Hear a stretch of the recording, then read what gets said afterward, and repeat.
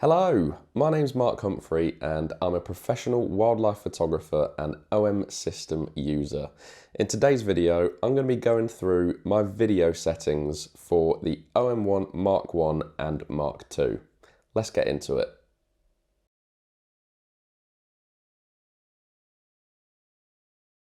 For general shooting settings, so your shutter speed, your aperture and your ISO, the general rule of thumb is that your shutter speed should be double your frame rate. So if you're shooting at 60 frames per second, you should be aiming for 120th of a second, or I think it's 125th of a second on the OM-1. Now, you can't always just change your aperture to make sure that the exposure is correct, because sometimes it could be an incredibly bright day. So you've really got two options. One, you can use an ND filter on the front of your lens, or two, you can simply just crank the shutter speed up. Now for purists, they will be able to notice because it creates a bit more of a clinical feel to the footage. There's less motion blur and it just all looks a bit, well, yeah, clinical is the word. But I have found that if you slow the footage down in post anyway, it's not always overly obvious. So I would recommend an ND filter, but if you don't want to faff around with one, I would say if you're slowing down the footage, then just crank that shutter speed up. For image stabilization, you've got two options. One is MIS1, and that is utilizing the sensor to stabilize, and then also some digital stabilization as well. I will tend to use that more often than not, and one thing to note is it does include a slight crop in your footage as well, which I think for a lot of other type of shooting is probably a negative, but for wildlife, most of the time you always want to be closer than you are. So I've been using that to my advantage just to punch in a little bit further in my footage. And then your second option is M-IS2, and that will just utilize the sensor shift for the image stabilization. Now, again, I will use that sometimes because there are elements of using the digital stabilization that can look a bit weird in post-production, but it's really up to you. I would probably stick with MIS1 and you'll almost definitely be happy with the results. For my white balance, I will always try and set this manually in camera, and that is because in the past I've taken footage where maybe it was sunny at the beginning and then turned to cloud, and then the white balance would change halfway through the shot, and then it makes it very, very tricky to edit in post.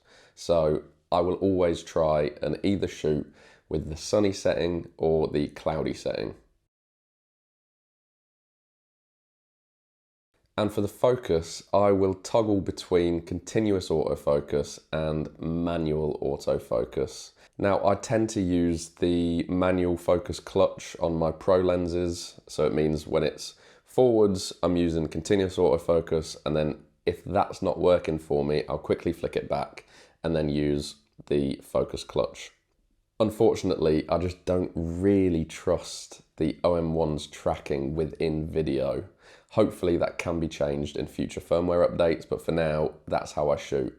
Now, to aid me with my manual focusing, I've set one of the buttons on the front of the camera to turn peaking on and off. I will almost always shoot in 4K 60 frames per second in the H.265 codec. More on the codec in a bit, but for the frame rate, 60 frames per second is the highest you can shoot at in 4K. And I will do that because it means that I can then slow my footage down in post. All of my videos tend to be edited in 24 frames per second, so I can slow all my footage down by 2.5 times.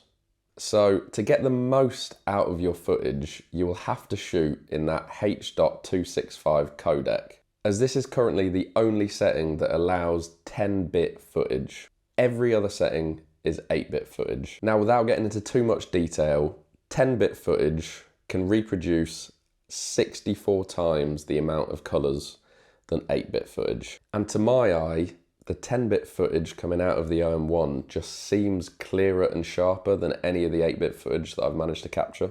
Now the catch is you'll have to shoot in the colour profile called OM-log 400.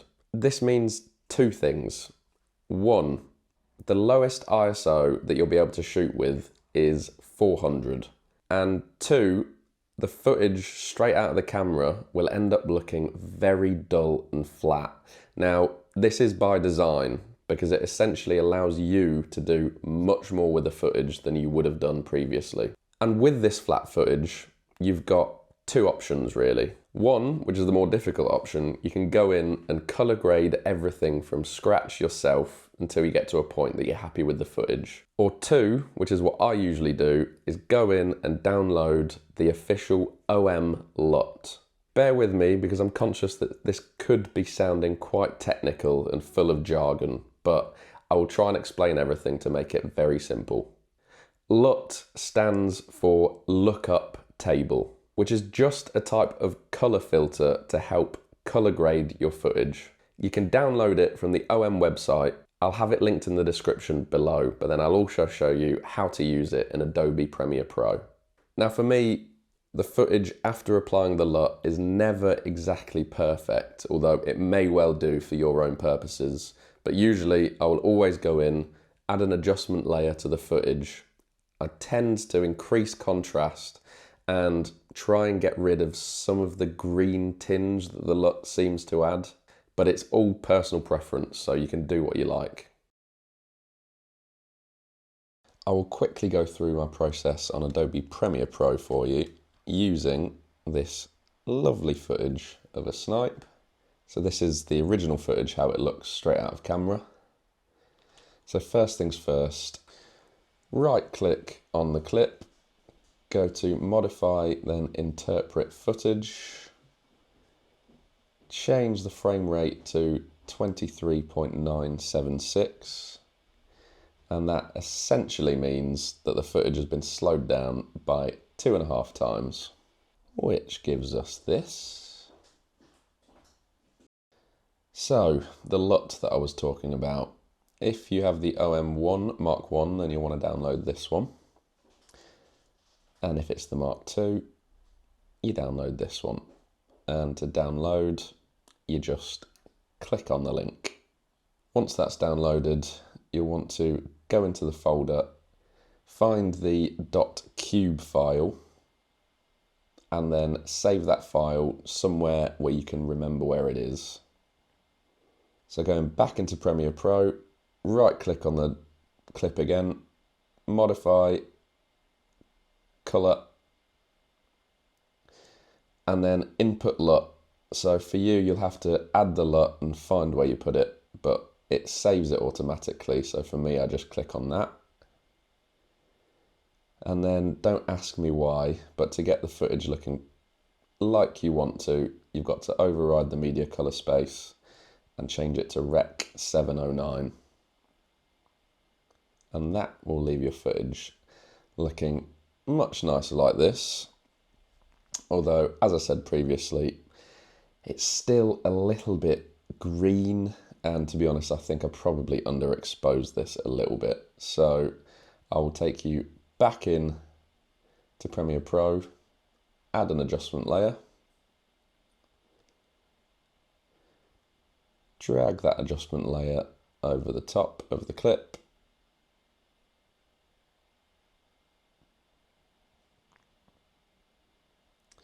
then from that you go into lumetri color, and then it means that you can adjust the color of the footage to your taste. And the benefit of doing it with an adjustment layer is you can see the before and after of your footage and what changes you've made. So like I said, I will usually mess around with the tint from green to purple and the contrast quite a bit, and there you go, I'm pretty happy with that. So just so you can quickly see the differences, this is the original footage, Then we slowed it down.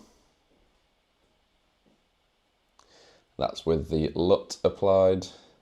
And then my final adjustment layer. Now it may seem a little daunting at first, but once you get into the swing of it, it just ends up becoming second nature really. And you've always got this video to look back on if you do need a helping hand.